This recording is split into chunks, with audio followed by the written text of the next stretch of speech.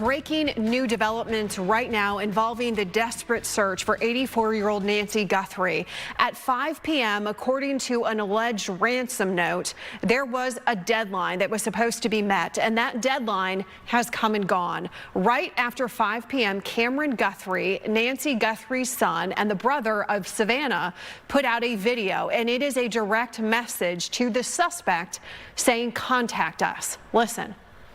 This is Cameron Guthrie. I'm speaking for the Guthrie family. Whoever is out there holding our mother, we want to hear from you. We haven't heard anything directly. We need you to reach out, and we need a way to communicate with you so we can move forward. But first, we have to know that you have our mom. We want to talk to you, and we are waiting for contact. So we are on day 5 now, and no sign of the mother and the grandmother. During a news conference, the Pima County Sheriff gave us new details about a timeline painting a picture of the night that led to Nancy Guthrie's disappearance. And on Saturday night, January 31st, 5:32 p.m., Nancy goes by an Uber to her daughter and brother-in-law's home. Annie, that is the daughter's name, and they have dinner. They play games. It's like a typical night.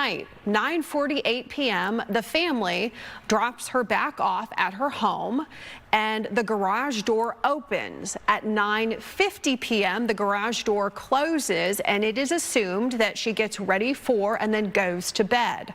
On Sunday, February 1st, 1:47 a.m., the doorbell camera is disconnected.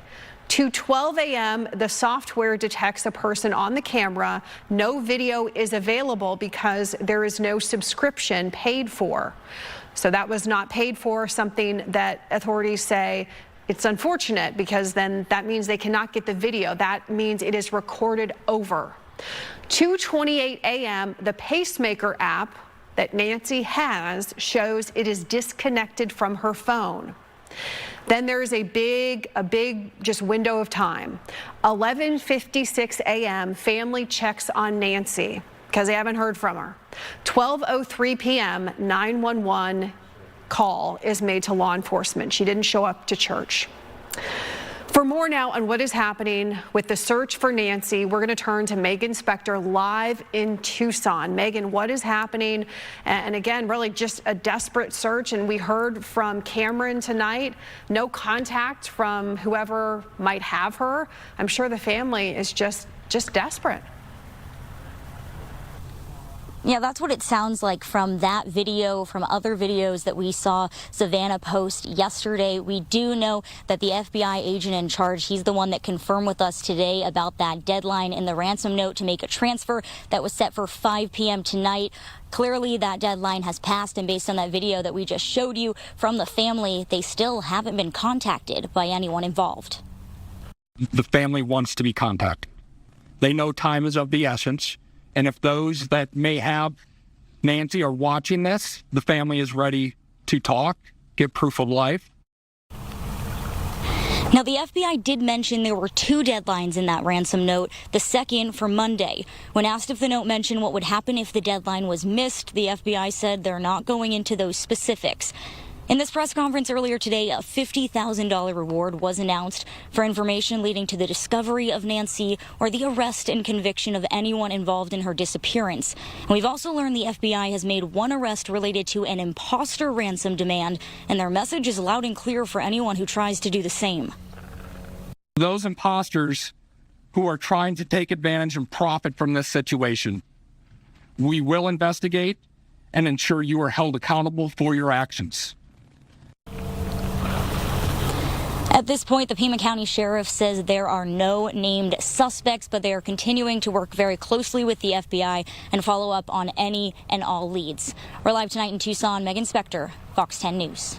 Yeah, this is just bizarre, Megan. And what is clear, too, is whoever is responsible has certainly covered their tracks so far, because the imposter ransom note, they didn't, and they were caught rapidly.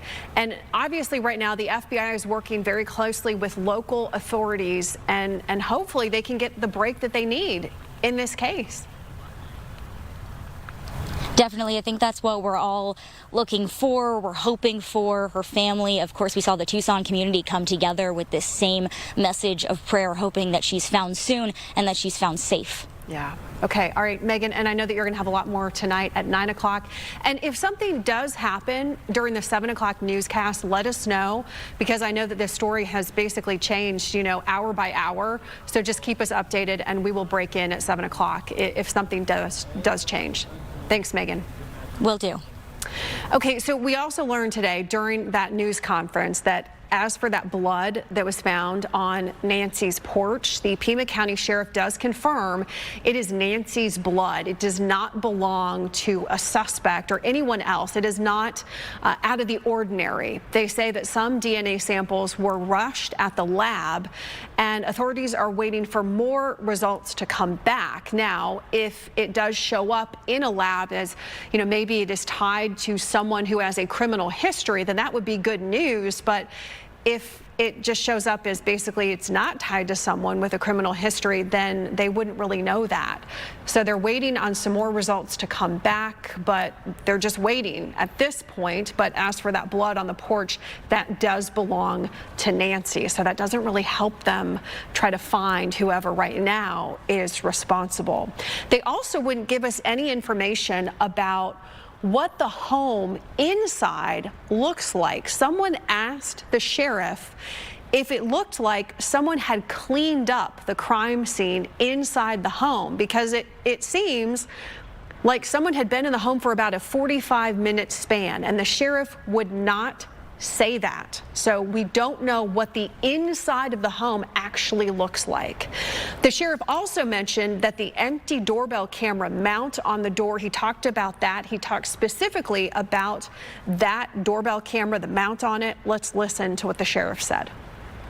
Sunday morning, early morning at 1:47 a.m., the doorbell camera disconnects.